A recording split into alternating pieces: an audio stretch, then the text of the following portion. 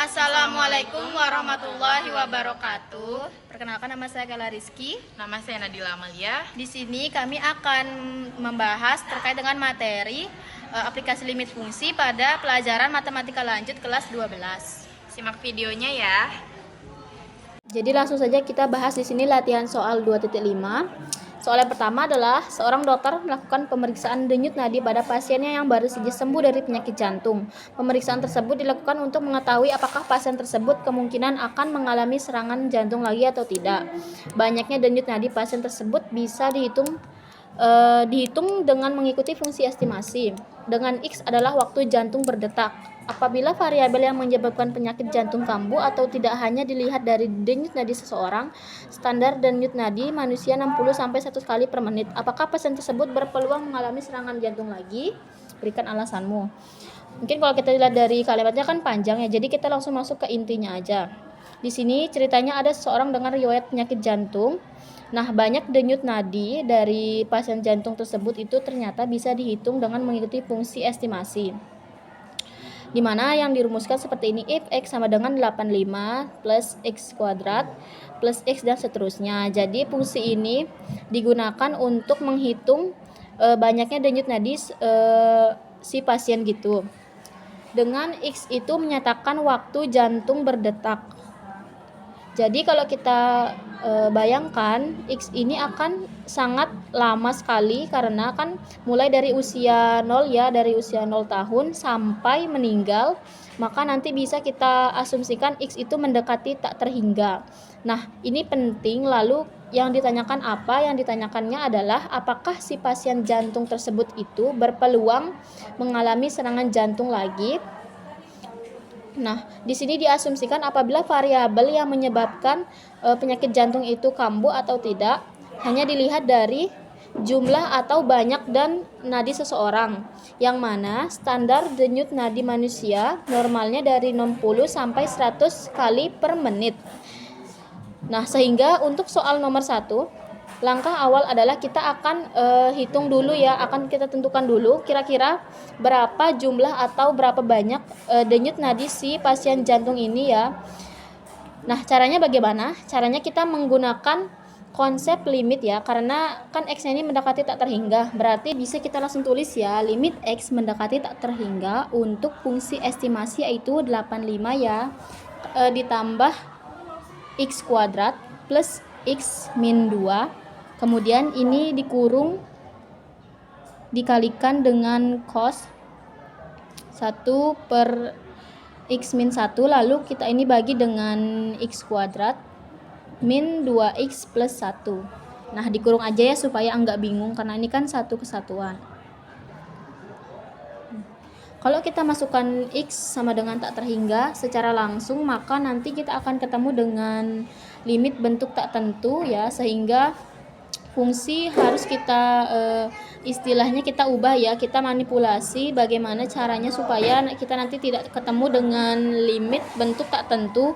Nah, ini kalau kita amati ini ada penjumlahan dua fungsi ya, anggap ini fungsi pertama dan ini fungsi kedua, maka ini kita bisa pecah. Nah, sehingga kita tulis begini: limit X mendekati tak hingga untuk fungsi konstan 85, kemudian kita tambah dengan limit X mendekati tak hingga untuk fungsi X kuadrat plus X min 2, lalu kita kalikan dengan cos 1 per X min 1, kemudian kita bagi dengan X kuadrat di 2X plus 1 untuk limit X mendekati tak hingga fungsi konstan 85. Ini sudah langsung aja, ini kita sudah ketemu hasilnya ya, sama dengan 85. Langsung aja kita udah ketemu hasilnya sama dengan 85 kan gitu. Nah, sementara untuk yang di sini kalau kita tes lagi, kita masukkan X sama dengan tak hingga lagi, maka nanti kita akan kembali ketemu dengan limit bentuk tak tentu. Maka ini harus kita kita ubah lagi ini ya. Coba di sini ada persamaan kuadrat, ini juga ada persamaan kuadrat ya.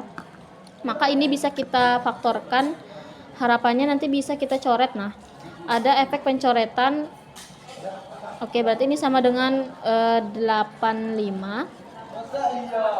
ditambah limit X mendekati tak hingga, yang di atas ini kita faktorkan ya.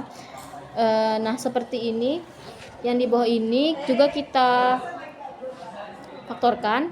Nah lalu kita kalikan dengan cos 1 per X min 1 ya, kita tulis di sini, itu enggak masalah ya, sama aja nih kita cos 1 per X min 1. Nah seperti ini. Coba kita faktorkan dulu persamaan kuadrat yang di atas ya, berarti kita cari dua angka yang kalau dikalikan hasilnya min 2, kalau dijumlah hasilnya plus 1, berarti plus 2 dan plus min 1 ya kan. Lalu kita bawa dan cari dua angka, kalau dikalikan hasilnya sama dengan 1, lalu kalau dijumlahkan hasilnya min 2, berarti berapa? Min 1 dan min 1 ini. Nah ini min 1 ini oke, berarti di sini ada faktor yang bisa dicoret ya, X min 1 yang di bawah X min 1. Kemudian ini kalau kita tes lagi, kita masukkan X sama dengan tak terhingga, ternyata kita masih ketemu dengan limit bentuk tak tentu. Nah, maka kembali di sini kita pecah lagi ya. Di sini ada bentuk bentuk pembagian, tapi juga ada bentuk perkalian. Kalau begini, ini saya satukan aja. Nah, ini saya satukan ya. Ini saya beri tanda aja. Nah, ini saya satukan. Nah, ini fungsi pertama gitu ya.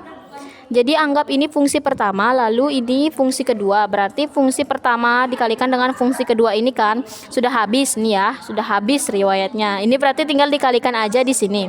Fungsi pertama dikali fungsi kedua. Lalu oke. Mungkin kita akan kerjakan satu persatu aja. Jadi fungsi yang pertama yaitu limit X mendekati tak hingga X plus 2 dibagi dengan X min 1. Nah, ini kita bisa menggunakan cara cepat sebenarnya. Jadi kalau untuk X mendekati tak hingga, cukup kita amati derajat tertingginya di sini. Ini kan polinomial. Nah, monomial ya, polinomial yang berderajat 1 disebut dengan mononomial. Nah, karena di sini monomial, berarti pangkatnya yang di atas 1, yang di bawah kebetulan juga sama ya. Nah, ini sama-sama 1, maka nanti kita cek koefisiennya ya. Di sini kita kan koefisiennya 1, yang ini juga 1, berarti nanti nilai limitnya 1 per 1 sama dengan 1. Selesai. Sebenarnya itu kalau menggunakan cara tepat, tetapi kalau mau menggunakan cara konsep ya berarti masing-masing polinomial ini kita bagi dengan variabel yang memiliki derajat paling tinggi. Nah, variabel yang memiliki derajat paling tinggi y x pangkat 1 ini. Nah, berarti nanti atas dan bawah kita bagi dengan x ya. Jadinya nanti gini. Nah, limit x mendekati tak hingga ini cara konsep ya. Jadi x plus 2. Jadi x kemudian dibagi x min 1 dibagi dengan x, berarti limit x mendekati tak hingga. Yang di atas ini berarti 1 plus 2 bagi x. Kemudian kalau yang di bawah berarti 1 ditambah 1 dikurangi ya. Lalu 1 min 1 per x. Nah, baru ini kita masukkan x sama dengan tak hingga. Berarti 1 ditambah 0, 2 dibagi bilangan yang sangat besar sekali itu. 0 dibagi dengan 1 dikurangi ini juga 0. Nah, ini sama dengan ya. Berarti 1 per 1 sama dengan 1. Jadi dengan cara konsep maupun dengan cara cepat hasilnya yo sama-sama aja dengan 1 gitu ya. Kemudian untuk yang ini, yang limit ini kita kerjakan di sini. Limit x mendekati tak hingga untuk fungsi cos 1 per x min 1. Nah, ini kalau kita masukkan x sama dengan tak hingga secara langsung ya, berarti kan cos 1 dibagi dengan tak hingga dikurangi 1 itu ya tak hingga. Nah, 1 dibagi bilangan yang sangat besar sekali itu ya berarti sama dengan 0 ya.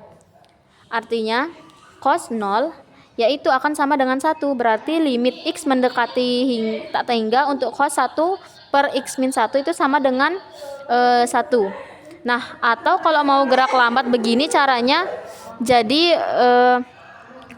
cos 1 per tak hingga sama dengan cos 0 0 derajat atau cos dengan 0 radian. Nah, itu kita nggak pakai satuan ya, cos 0 radian sama dengan 1 gitu. Cukup ya, berarti sebentar.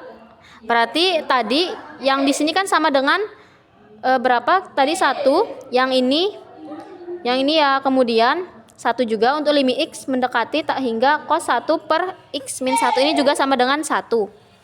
Artinya nanti hasil akhirnya, nah itu akan sama dengan 85 tambah dengan 1 ya kan. 1 kali 1 kan 1, 85 plus 1 sama dengan 86. Berarti kalau 86 maksudnya ya 86 kali 8 kali 6 denyut per menit. Nah, tadi kan pertanyaannya adalah apakah pasien tersebut berpeluang mengalami serangan jantung lagi, berarti karena denyut nadinya itu 86 ya, maka dapat disimpulkan bahwa pasien tersebut peluang untuk mengalami serangan jantung itu cukup rendah ya. Atau boleh kita katakan tidak berpeluang mengalami serangan jantung. Lagi berarti jawabannya di sini adalah tidak ya, tidak. Oke, alasannya kenapa? Alasannya karena 86 itu terletak di antara 60 sampai 100, yang dimana 60 sampai 100 ini merupakan denyut nadi seseorang yang normal gitu ya. Oke, demikian tadi adalah pembahasan untuk soal nomor 1 pada latihan soal nomor 2.5. Sekian dari saya. Sekian dari kami. Wassalamualaikum warahmatullahi wabarakatuh.